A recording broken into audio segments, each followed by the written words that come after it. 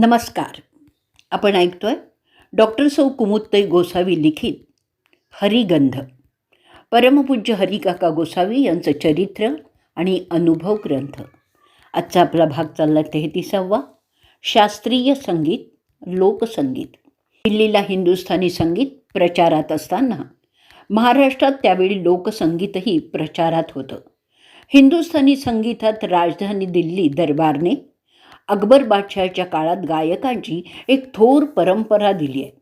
संगीत सम्राट तानसेनचे गुरु स्वामी हरिदास यांचं गायन ऐकण्यासाठी अकबर बादशहाला एका सामान्य नागरिकाच्या वेशात यावं लागलं, अशी ती थोर संगीत परंपरा आहे.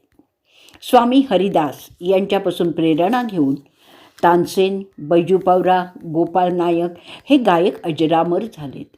तानसेनची तर अवतारी गायक म्हणूनच भारतीय संगीताच्या इतिहासात नोंद होते. त्यांच्या स्वरांनी पशु, पक्षी, वृक्ष, वनस्पती यांच्यावर देखील परिणाम होऊन वृक्षांना पालवी फुटत असे.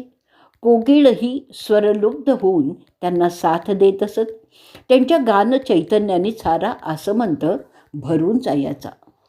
महाराष्ट्रातही शिवकालीन, पेशवेकालीन गाण्याची परंपरा बघितली म्हणजे त्यातील वीररसयुक्त पोवाडे गाणारी शाहिरी परंपरा डोळ्यातच भरते. मनी चिंतन कुलस्वामिनीचे, भवानी शंकराचे, शिवाजी महाराजांचे जी जी जी जी जी अशा वीररसाने माखलेला पोवाडा सैन्याला स्फुरणच देत असे. लोकांमध्ये चैतन्य निर्माण होत असे. शिवाय देवीचा जागर, गोंधळ करण्याची गायनाची पद्धती होती. संबळ, तुणतुणं, झांज यांच्या साथीने सुरेख आवाजात पदं गायली जायची. मुलींच्या खेळातल्या भोंडल्याची गाणीही अशीच रंगत असत. भूपाळ्या, स्तोत्र, हरिपाठ, जात्यावरील ओव्या, अभंग, पद आळवूनच पहाटेचं स्वागत होत असे. भजनाची कथा, कीर्तन यातूनच साकी, दिंडी, आर्या, श्लोक गाऊन परंपरा आणि तीही भक्ती परंपरा जतन केली जायची. सोन्याचं कडं, मानाचा फेटा, तुरा असं देऊन छत्रपतींनी कलावंतांचा सत्कार केल्याच्या नोंदीही आपल्या इतिहासात गवसतात. मनोरंजन, स्फुरण त्या काळातील संगीतातही गृहीत धरलेलं दिसून येत असे. पेशवे दरबारातील शृंगार रसप्रधान लावणीही लक्ष वेधून घेत असे. लावणीची कधी काळी चिरत चिरत जाणारी चाल, शब्दमाधुर्याबरोबर आवाजातील दर्द, केवळ 2 पोलादी धरलेल्या ठेक्यावर ढोलकी, तुणतुण्याच्या तालावर लचकत मुरडत रंगणारी लावणी महाराष्ट्रीय लोकसंगीतातील एक आकर्षण ठरली आहे. पूर्वी प्रवासाच्या साधनांचा अभाव असल्यामुळे कलाकार एकत्र येऊन गाणं दुर्मिळ होत होतं. त्यामुळे शास्त्रीय संगीतात आग्रा, जयपूर, ग्वाल्हेर, लखनौ अशा घराण्यांची प्रथा निर्माण झाली. आग्र्याला राहणारे कलावंत म्हणून त्यांचं आग्रा घराणं, जयपूरला राहणारे म्हणून जयपूर घराणं, ग्वाल्हेर गायकी गाणाऱ्यांचं ग्वाल्हेर घराणं अशी नावं प्रचारात आली. महाराष्ट्रांनी ही घराणीही स्वीकारली. ग्वाल्हेर घराणं पंडित गायनाचार्य बाळकृष्ण बुवा इचलकरंजीकर, हुसेन खां साहेब यांनी भूषवलं, तर जयपूर घराण्यातील गानसम्राट पंडित खाँसाहेब अल्लादिया खाँ, केशरबाई केरकर यांनीही संगीत क्षेत्रातील आपल्या साधनेने घराण्याचा नावलौकिक वाढवला. अलीकडे हिंदुस्थानी संगीतातील पूर्वीची ध्रुपद गायकीची परंपरा हळूहळू अस्तंगत होत आहे. तानसेनाने ध्रुपद, धमारमधील चिजांचं म्हणजे काव्यांचं ख्यालामध्ये रूपांतर केलं. याचं स्मरण म्हणून का होईना पुन्हा प्रचारात आणणं, ही परंपरा जिवंत ठेवणं अत्यंत आवश्यक आहे, असं अभिजित संगीत जतन करण्याची प्रेरणा हरिकाकांनीच संगीत कलावंतांना, हरिभक्तांना नेहमीच दिलेली आहे. तिचं कृतीयुक्त स्मरण हेच खरं हरिस्मरण म्हणावं लागेल. हरी मल्हार कुलकर्णी तथा गागू मामा पांगरेकर हे एक उत्तम गायक. नियतीने त्यांची दृष्टी जरी हिरावून घेतली तरी त्यांनी आपल्या संगीत साधनेत, हरिसेवेत कुठेही कमतरता केलेली नाही आहे. हत्तरगी वारी कधीही चुकवलेली नाही आहे. हरिकाका यमकन मर्डीला गोकुळाष्टमी उत्सव करायचे त्यावेळी 1970 पूर्वी राष्ट्रीय कीर्तीचे गायक कलाकार पंडित व्यंकोबा कागलकर बुवा हे गानसेवेसाठी आलेले होते. पंडित भीमसेन जोशी त्यांना गुरु समानच मानत होते. बुवा प्रवासाने खूप थकल्यामुळे विसाव्यासाठी हरिदासांच्या घरी गेले होते.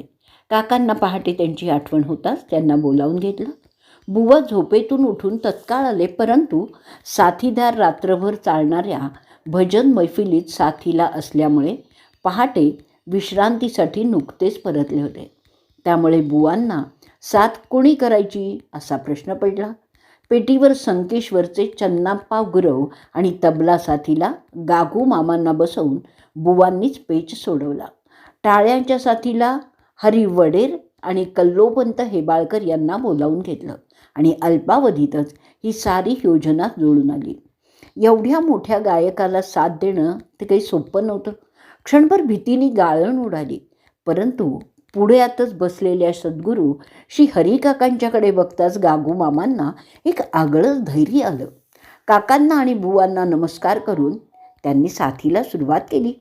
बुवांचा भजनाचा कार्यक्रम संपला. सर्वजण त्या भजन रंगात न्हाऊन निघाले आणि अक्षरशः पहाटे 5 वाजता सुरू झालेला कार्यक्रम सकाळचे 9 वाजले तरी रंगतच गेला.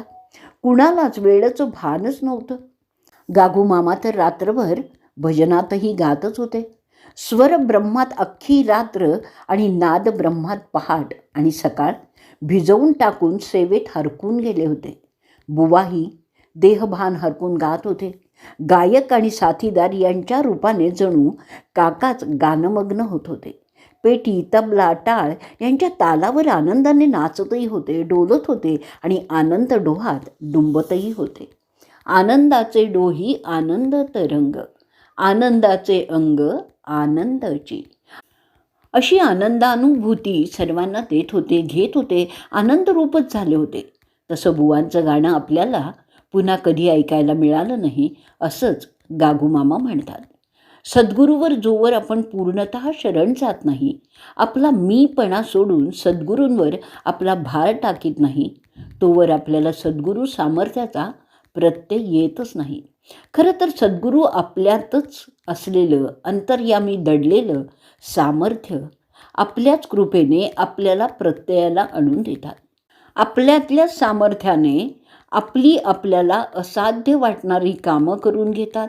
मात्र त्यासाठी अनन्य भावाने शरण जाण्यासाठीही आधी सद्गुरू स्मरण, नामस्मरण त्याच श्रेष्ठतम शरण भावाने हवं. सन 1965च्या सुमाराला बेळगावला कृष्णाप्पा विचारे यांच्याकडील हरिकाकांच्या पाद्यपूजेच्या वेळी म्हणजेच मार्गशीर्ष वद्य द्वादशी निपाणीचे प्रसिद्ध गायक हरी मल्हार पांगरेकर कुलकर्णी तथा गागूमामांचा गीत रामायण गायनाचा 3 दिवस कार्यक्रम होता. तबला साथीला दामवण्णा गवाणकर. 2 दिवस कार्यक्रम उत्तम पार पडला. मात्र 3ऱ्या दिवशी आवाज बसल्यामुळे काय करावं हे काही गागूमामांना सुचेना आणि सर्वांनाच काळजी निर्माण झाली. ही गोष्ट काकांच्या कानी गेली. त्यावर उपाय म्हणून काकांनी लक्ष्मी काकूंना बोलावून घेऊन सांगितलं, तुपात तळलेली कांद्याची भजी याला पोटभर खायला दे, त्याचा आवाज सुधारेल. काकांच्या शब्दावर विश्वास ठेवून काकूंनी त्यांना तुपात तळलेली भजी यथेच्छ खायला घातली. हरिकाका, बापू केसनीकर यांनीही गागूमामांबरोबर पोटभर भजी खाल्ली. तुपात तळलेलं प्रत्येक भजं हरिकाकांचा प्रसाद म्हणून गागूमामा मोठ्या श्रद्धेने खात होते. मात्र त्यांच्या गीत रामायणाचं भजं होतं की काय अशी शंका मनात बाळगणारे मात्र अस्वस्थ झाले होते. प्रत्यक्षात काय घडतं याकडे सर्वांचं लक्ष लागलं होतं.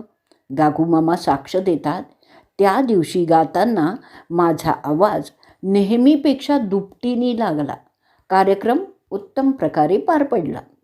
एकदा गागूमामांचा कार्यक्रम परगावी ठरला होता. ते आणि त्यांचे तबला साथीदार रसूलभाई रायबाग एसटीजवळ तास 1.5 तास पत्त्याची चिठ्ठी हुडकत होते. ती काही सापडेना. ज्या गावाला जायचं त्या गावाचं नाव देखील आठवेना. दोघंही भांबावून गेले. अखेर काकांनी दिलेल्या रामकृष्ण गोविंद विठ्ठल केशव या गुरुमंत्राचं मनोमन पठण सुरू केलं. त्यांचं 11 वेळा उच्चारण करताच मला ज्या गावी कार्यक्रमाला जायचं होतं त्या जलालपूर गावाचं नाव आठवलं आणि आम्ही त्या गावी वेळेत पोचलो अशी अनुभूती गागूमामा सांगतात. तुला मनःशांती हवी आहे, आनंद हवा आहे, मग रोज अंघोळीकडनंतर दक्षिणेकडे तोंड करून 12 वेळा म्हणायला मंत्र दिला. रामकृष्ण गोविंद विठ्ठल केशव हा नामजप सतत म्हणत जा, असं काकांनी गागूमामांना सांगितलं. सद्गुरू हरी, आंधळा हरी आणि काळा हरी म्हणजेच हरिकाका, हरी गागूमामा आणि नंतर हरी वडेर म्हणजे तबलावादक असे 3 हरी आहेत. ते एकत्र आले की भिवून पळू नका असं काका चेष्टेने काकूंना म्हणायचे. काकांचा असा विनोदी स्वभाव पुष्कळ वेळा उफाळून यायचा. एकदा यमन करडीला काकांच्याबरोबर गागूमामा आणि मंडळी घराबाहेरील अंगणात ऊन खात उभे असताना एक बाई काकांच्याकडे आल्या. त्यांनी काकांना पूर्वी कधी पाहिलेलंच नव्हतं. तेव्हा त्यांनी काकांनाच विचारलं, हरिकाका गोसावी कोण आहे तो? मला त्यांना भेटायचं आहे. अहो, त्या हरिकाकाला नाही काही उद्योग, तो घरचं खाऊन उगीचंच जगाच्या उठाठेवी करतो, असं म्हणून काकांनी त्यांना आत असेल तर बघा म्हणून पाठवलं.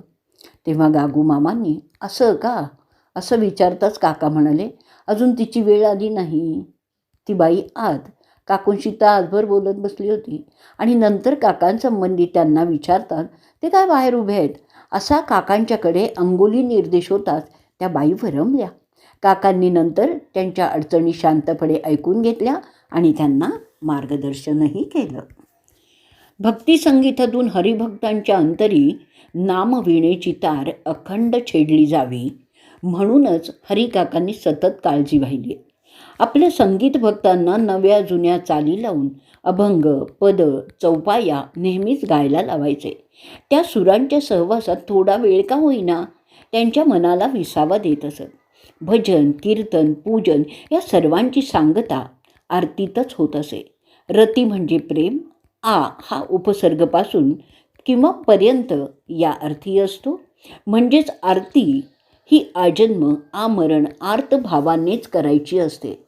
आरतीत निरांजन ओवाळून ईश्वराचं होणारं दर्शन म्हणजेच प्रकाश दर्शन आणि षटचक्रांना मिळणारी गती. म्हणून तर एकच आरती न म्हणता तालासुरात एकानंतर एक अशा देवतांच्या आरत्या आळवल्या जातात. आरतीतून झांज, चिपळ्या, टाळ्या आदींच्या तालात नादब्रह्माची ही उपासना हरिमंदिरात नित्य नियमाने चालूच असते. नामाची ये गजरी हरी होई दंग, नाचत अभंग गाऊ लागे. आरती असू देत, अभंग असू देत असा अनुभव हरिभक्तांना नेहमीच येत असे. भक्तांच्या मेळाव्यात नामसंगीत सुरात तल्लीन होऊन नाचणाऱ्या भक्तमुखाने नित्यपाठातल्या उपासनाही हरिदेवांच्या आरतीने रंगून जात असत. आरती हरिदेवा भक्तानंदांचा ठेवा, हरिहर ब्रह्ममूर्ती रूप तिन्ही धरित्री, पावली तव रूपे सोहम भावे विराजे. असा हा समस्त भक्तांचा आनंद ठेवा आरतीतून किंवा अन्य कोणत्याही रूपाने निहाळला तरी तो अवघा आनंदाचे अंग आनंदाची अशाच अनुभूतीचा असतो. समाज आज विज्ञान युगात वावरत असूनही अंधारात चाचपडत आहे. भीती, काळजी, असमाधान, अस्थिरता यांनी ग्रासलेलं आहे. मग त्यातून बाहेर पडण्यासाठी व्यक्तीचं, समूहाचं जीवन निर्भय आणि समाधानी, स्थिर आणि आनंदमय होण्यासाठी हरिकाकांनी एकनाथी भागवतात सांगितलेला सुलभ भक्तिमार्गच अनुसरला आहे. भक्तिसंगीत रसाने तो अधिकच प्रवाही बनला आहे आणि जीवनातील मूळ समस्या सोडवण्याचं सामर्थ्य या नामसंगीतातही ओतप्रत सामावलेलं आहे. हे नाना परीने नानाविध मार्गांनी प्रत्ययालाही आणून दिलं आहे. जीवनात सौंदर्य, शुचिता आणि समाधान निर्माण करायचं जर असेल तर विवेक, नीती आणि भक्ती यांचा सुरेल संगम नामभक्ती संगीतातून सहज सामटता येतो असाच अनुभव त्यांनी लोकांना दिलेला आहे. आजचा भाग आपण इथे संपवणार आहोत. अवधूत चिंतन श्री गुरुदेव दत्त.